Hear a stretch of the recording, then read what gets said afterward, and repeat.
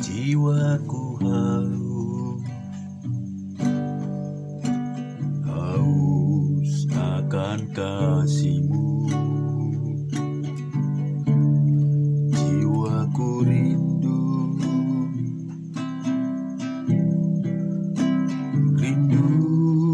akan cinta-Mu. Siramilah taman hatiku yang kering ini, agar cinta-Mu bersemi di hatiku. Jiwaku haus akan kasih-Mu. Jiwaku rindu akan cinta-Mu. Siramilah taman hatiku yang kering ini, agar cinta-Mu bersemi di hatiku. Oh Yesus, kekasihku, hanyalah Kau. Nama-Mu kan kuukir di hatiku. Seumur hidupku hanya bagi-Mu, Yesus. Ku mau setia selamanya. Oh Yesus, kekasihku, hanyalah Kau. Nama-Mu kan kuukir di hatiku. Seumur hidupku hanya bagi-Mu, Tuhan. Ku mau setia selamanya.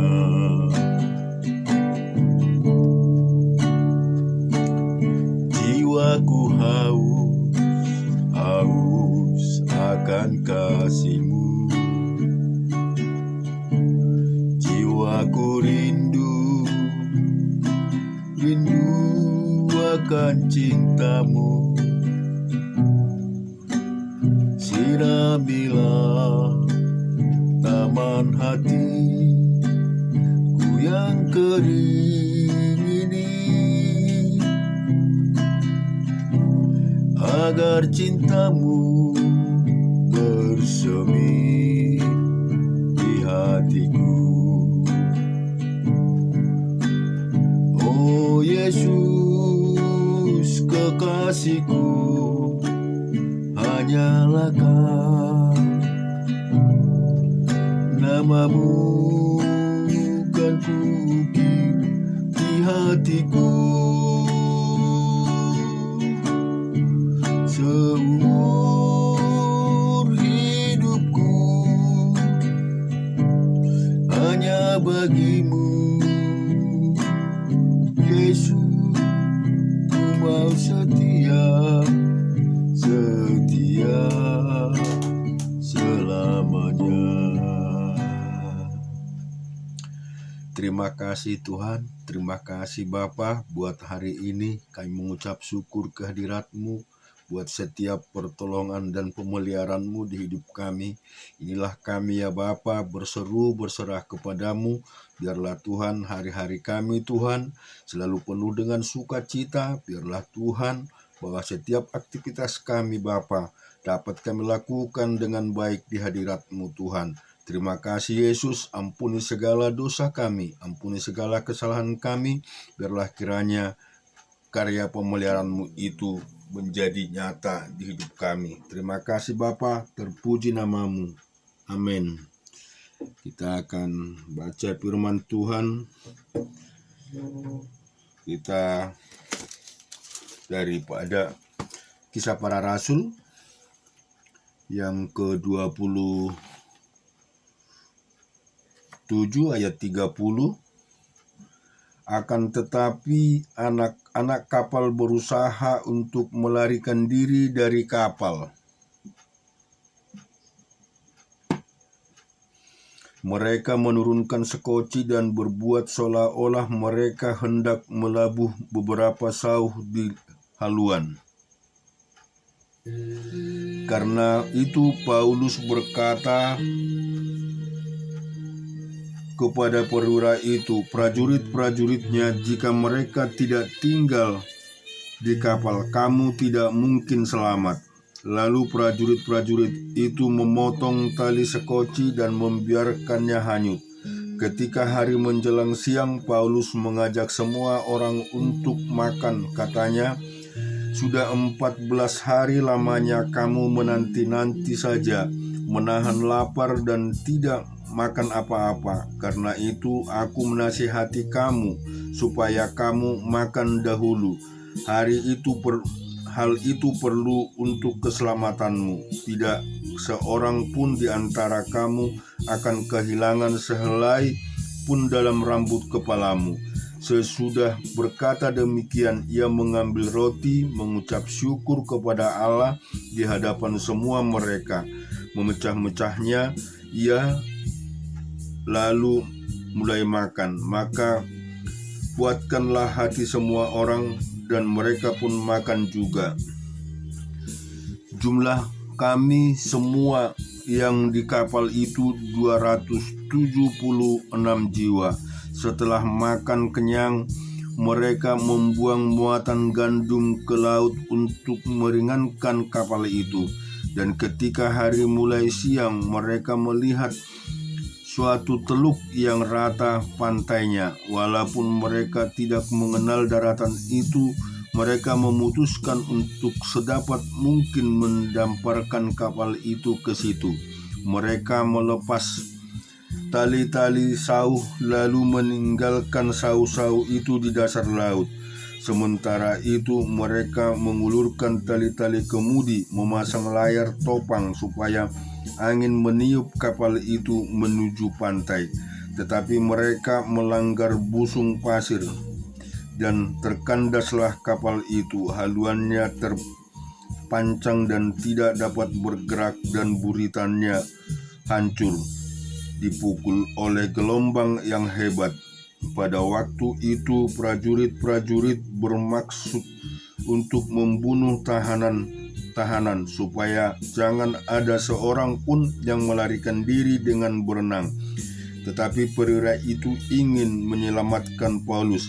Karena itu ia menggagalkan maksud mereka dan memerintahkan supaya orang-orang yang pandai berenang lebih dahulu terjun di laut dan naik ke darat, dan supaya orang-orang lain menyusul dan mempergunakan papan atau pecahan-pecahan kapal. Demikianlah mereka semua selamat naik ke darat. Di pasal 28, setelah kami tiba dengan selamat di pantai, barulah kami tahu bahwa daratan itu adalah Pulau Malta. Penduduk pulau itu sangat ramah terhadap kami. Mereka menyalakan api besar dan mengajak kami semua ke situ karena telah mulai hujan dan hawanya dingin. Ketika Paulus memungut seberkas ranting-ranting dan meletakkan di atas api, keluarlah seekor ular beludak karena panasnya api itu, lalu menggigit tangannya. Ketika orang-orang itu melihat ular itu terpaut pada tangan Paulus, mereka berkata seorang kepada yang lain, "Orang ini sudah pasti seorang pembunuh, sebab meskipun ia telah luput dari laut, ia tidak dibiarkan hidup oleh Dewi Keadilan." Tetapi Paulus mengibaskan ular itu ke dalam api, dan ia sama sekali tidak menderita sesuatu. Namun mereka menyangka bahwa ia akan bengkak atau akan mati rebah seketika itu juga. Tetapi sesudah lama menanti-nanti, mereka melihat bahwa tidak ada apa-apa yang terjadi padanya. Maka sebaliknya, mereka berpendapat bahwa ia seorang dewa. Tidak jauh dari tempat itu ada tanah milik gubernur pulau itu. Gubernur itu namanya Publius. Ia menyambut kami dan menjamu kami dengan ramah selama 3 hari. Ketika itu ayah Publius terbaring karena sakit demam dan disentri. Paulus masuk ke kamarnya. Ia berdoa secara menumpangkan tangan ke atasnya dan menyembuhkan dia. Sesudah peristiwa itu datanglah juga orang-orang sakit lain dari pulau itu dan mereka pun disembuhkan juga. Mereka sangat menghormati kami dan ketika kami bertolak, mereka menyediakan segala sesuatu yang kami perlukan. 3 bulan kemudian kami berangkat dari situ naik sebuah kapal dari Alexandria dan selama musim dingin berlabuh di pulau itu. Kapal itu memakai lambang Dioskuri. Kami singgah di Sirakusa dan tinggal di situ 3 hari lamanya. Dari situ kami menyusur pantai lalu kami sampai ke Regium. Sehari kemudian bertiuplah angin selatan dan pada hari kedua sampai kami di Puteoli. Di situ kami berjumpa dengan anggota jemaat dan atas undangan mereka kami tinggal 7 hari bersama-sama mereka. Sesudah itu kami berangkat ke Roma. Saudara-saudara yang di sana telah mendengar tentang ikhwal kami dan mereka datang menjumpai kami sampai ke Forum Appius dan Tres Taberene. Ketika Paulus melihat mereka, ia mengucap syukur karena Allah, lalu kuatkanlah hatinya. Setelah kami tiba di Roma, Paulus diperbolehkan tinggal dalam rumah sendiri bersama-sama orang prajurit yang mengawalnya.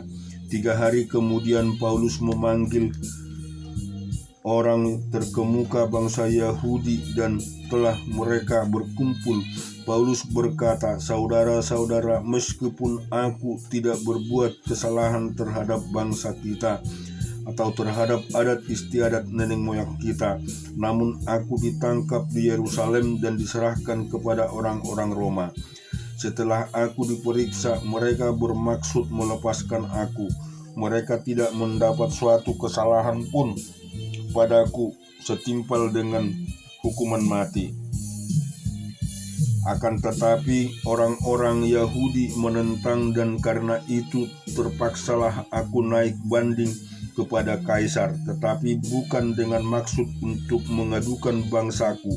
Itulah sebabnya aku meminta supaya aku melihat kamu berbicara dengan kamu, sebab justru karena pengharapan Israel lah aku diikat dengan belenggu ini."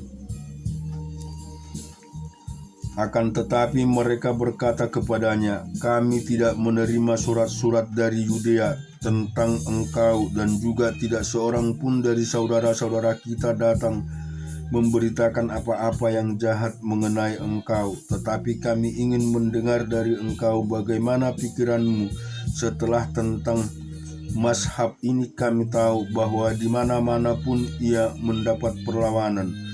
Lalu mereka menentukan suatu hari untuk Paulus. Pada hari yang ditentukan itu datanglah mereka dalam jumlah besar ke tempat tumpangannya. Ia menerangkan dan memberi kesaksian kepada mereka tentang kerajaan Allah dan besarlah dan berdasarkan hukum Musa dan kitab para nabi, ia berusaha meyakinkan mereka tentang Yesus. Hal itu berlangsung dari pagi sampai sore. Ada yang dapat diyakinkan oleh perkataan, ada yang tetap tidak percaya. Maka bubarlah pertemuan itu dengan tidak ada kesesuaian di antara mereka. Tetapi Paulus masih mengatakan perkataan yang satu ini, tepatlah firman yang disampaikan Roh Kudus kepada nenek moyang kita dengan perantaran Nabi Yesaya. Pergilah kepada bangsa ini dan katakanlah, kamu akan mendengar dan mendengar, namun tidak mengerti. Kamu akan melihat dan melihat, namun tidak menganggap. Sebab hati bangsa itu telah menebal, dan telinganya berat mendengar, dan mata melekat tertutup, supaya jangan mereka melihat dengan matanya, dan mendengar dengan telinganya, dan mengerti dengan hatinya, lalu berbalik sehingga aku menyembuhkan mereka. Sebab itu kamu harus tahu bahwa keselamatan yang daripada Allah ini disampaikan kepada bangsa-bangsa lain, dan mereka akan mendengar. Dan setelah Paulus berkata demikian, pergilah orang-orang Yahudi itu dengan banyak perbedaan paham antara mereka. Dan Paulus tinggal 2 tahun penuh di rumah yang disewanya sendiri itu. Ia menerima semua orang yang datang kepadanya dengan terus terang dan tanpa rintangan apa-apa. Ia memberitakan kerajaan Allah dan mengajar tentang Tuhan. Kita juga lanjutkan firman Tuhan. Kita baca di Yesaya pasal 32. Sesungguhnya seorang raja akan memerintah menurut kebenaran, dan pemimpin-pemimpin akan memimpin menurut keadilan, dan mereka masing-masing akan seperti tempat perteduhan terhadap angin, dan tempat perlindungan terhadap angin ribut.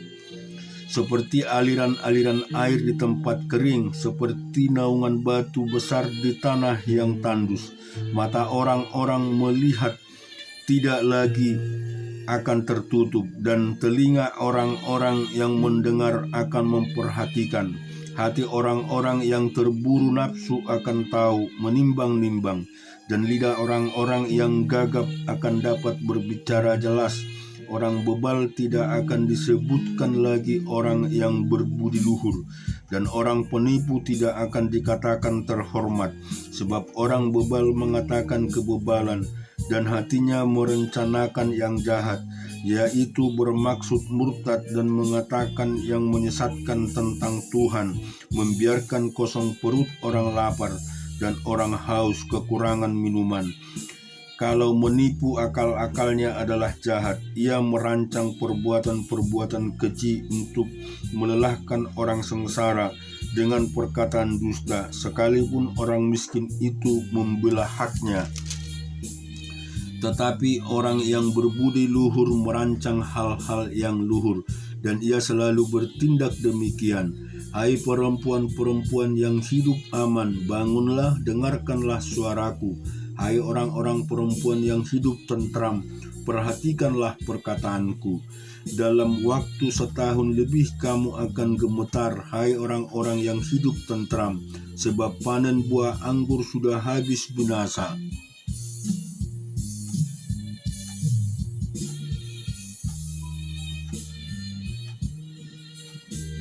Dan panen buah-buahan lain juga tidak ada. Gentarlah hai perempuan-perempuan yang hidup aman. Gemetarlah hai perempuan-perempuan yang hidup tentram. Tanggalkanlah dan bukalah pakaianmu, kenakanlah kain kabung pada pinggangmu. Ratapilah ladangmu yang permai dan pohon anggurmu yang selalu berbuah hebat. Ratapilah tanah bangsaku yang ditumbuhi semak duri dan putri malu, bahkan juga segala rumahmu, tempat bergirang-girang di kota yang penuh keriaan. Sebuah purimu sudah ditinggalkan, dan keramaian kotamu sudah berubah menjadi kesepian. Bukit dan menara sudah menjadi tanah rata, untuk selama-lamanya menjadi tempat kegirangan bagi keledai hutan, dan tempat makan rumput bagi kawanan binatang. supaya dicurahkan kepada kami roh dari atas, maka padang gurun akan menjadi kebun buah-buahan, dan kebun buah-buahan itu akan dianggap hutan. Di padang gurun selalu akan berlaku keadilan, dan di kebun buah-buahan akan tetap ada kebenaran. Di mana ada kebenaran, di situ akan tumbuh damai sejahtera, dan akibat kebenaran ialah ketenangan dan ketentraman untuk selamanya. Bangsaku akan diam di tempat yang damai, di tempat tinggal yang tentram, di tempat peristirahatan yang aman. Hutan akan runtuh seluruhnya, dan kota akan direndahkan serendah-rendahnya. Berbahagialah kamu yang boleh menabur di segala tempat di mana terdapat air, yang dapat membiarkan sapi dan keledai pergi kemana-mana. Kita baca kebenaran firman Tuhan di Samuel pasal yang ke-12. Berkatalah Samuel kepada seluruh bangsa Israel, telah kudengarkan segala permintaanmu yang kamu sampaikan kepadaku, dan seorang raja telah kuangkat atasmu. Maka sekarang raja itu yang menjadi pemimpin, tetapi aku ini telah menjadi tua dan beruban, dan bukankah anak-anakku laki-laki ada di antara kamu? Akulah yang menjadi pemimpinmu dari sejak mudaku sampai hari ini. Di sini aku berdiri, berikanlah kesaksian menentang aku di hadapan Tuhan dan di hadapan orang yang diurapinya. Lembu siapakah yang telah kuambil? Keledai siapakah yang telah kuambil? Siapakah yang telah kuperas? Siapakah yang telah kuperlakukan dengan kekerasan? Dari tangan siapakah telah kuterima sogok sehingga aku harus tutup mata? Aku mengembalikannya kepadamu. Jawab mereka, engkau tidak memeras kami dan engkau tidak memperlakukan kami dengan kekerasan, dan engkau tidak menerima apa-apa dari tangan siapapun. Lalu berkatalah ia kepada mereka, Tuhan menjadi saksi kepada kamu, dan orang yang diurapinya pun menjadi saksi pada hari ini, bahwa kamu tidak mendapat apa-apa dalam tanganku. Jawab mereka, dia menjadi saksi. Lalu berkatalah Samuel kepada bangsa itu, Tuhanlah saksi yang mengangkat Musa dan Harun, dan yang menuntun nenek moyangmu keluar dari tanah Mesir. Maka sebab itu berdirilah supaya aku bersama-sama dengan kamu berhakim dan Tuhan di hadapan Tuhan mengenai segala perbuatan keselamatan Tuhan yang telah dikerjakannya kepadamu dan kepada nenek moyangmu. Ketika Yakub datang di Mesir dan nenek moyangmu berseru-seru kepada Tuhan, maka Tuhan mengutus Musa dan Harun yang membawa nenek moyangmu keluar dari Mesir dan membiarkan mereka diam di tempat ini. Tetapi mereka melupakan Tuhan Allah mereka, dan ia menyerahkan mereka ke dalam tangan Sisera, panglima tentara di Hazor, dan ke dalam tangan orang Palestina dan Raja Moab yang berperang melawan mereka. Mereka berseru-seru kepada Tuhan, katanya, kami telah berdosa sebab kami telah meninggalkan Tuhan dan beribadah kepada para Baal dan para Astoret. Maka sekarang lepaskanlah kami dari tangan musuh kami, maka kami akan beribadah kepadamu. Sesudah itu Tuhan mengutus Yerubal, Barak, Yepa, dan Samuel, dan melepaskan kami dari tangan musuh di sekelilingmu, sehingga kamu diam dengan tentram. Tetapi ketika kamu melihat bahwa Nahas, raja Bani Amon, mendatangi kamu, Maka kamu berkata kepadaku, tidak seorang raja harus memerintah kami, padahal Tuhan Allahmu adalah rajamu. Maka sebab itu lihat, itu raja yang telah kamu pilih, yang kamu minta. Sesungguhnya Tuhan telah mengangkat raja atasmu. Asal saja kamu takut